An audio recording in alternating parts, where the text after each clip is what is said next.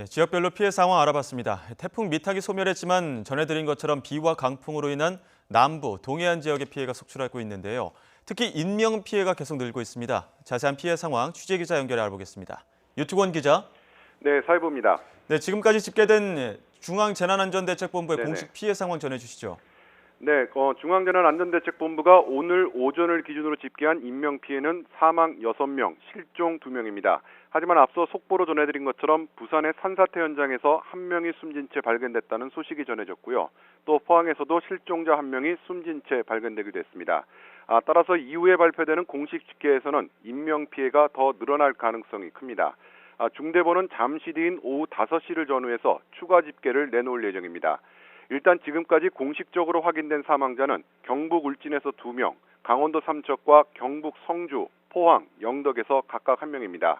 대부분 급류에 휩쓸리거나 토사에 매몰되면서 참변을 당했습니다.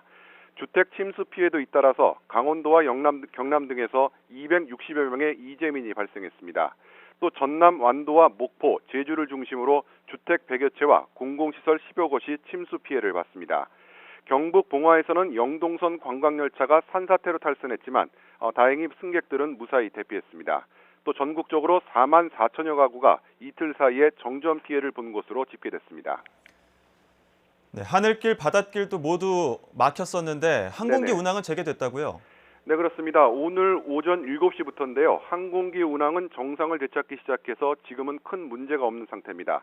하지만 여객선 운항은 여전히 일부 차질을 빚고 있습니다. 중대본은 63개 항로, 83척의 여객선 운항이 통제된 것으로 집계했습니다. 선박의 입출항이 전면 통제됐던 항구들도 조금씩 해제가 되고 있는데요.